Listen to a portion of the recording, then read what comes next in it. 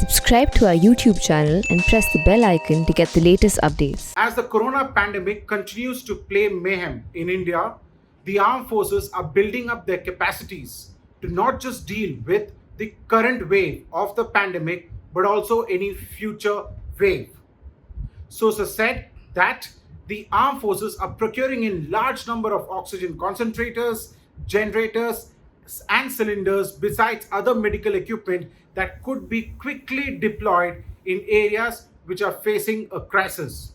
Working with the civil administration, the armed forces have actually identified certain regions, especially rural India, where the medical infrastructure is not so strong to deal with the corona pandemic.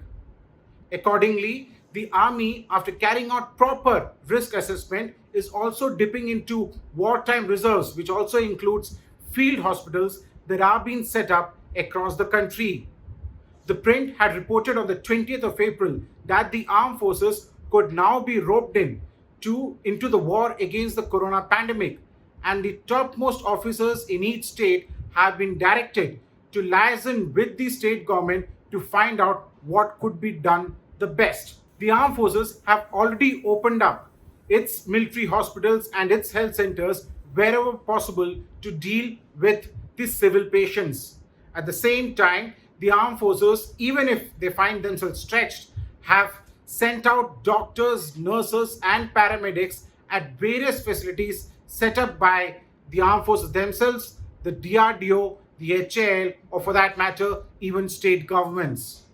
Sources said that every effort to fight the corona pandemic is being done on war footing. And one of the big help that has come through are the emergency financial powers extended by Defense Minister Rajnath Singh to not just the top and senior military medical doctors and officers, but also the formation commanders.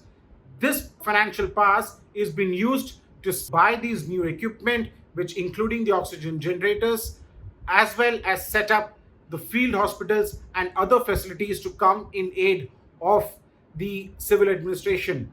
Remember that the armed forces are buying not just these equipment domestically but also from abroad. However, this procurement is being done through the local domestic agencies. For the print, this is Snehesh Alex Philip. Do subscribe to our Print's YouTube channel for more such videos.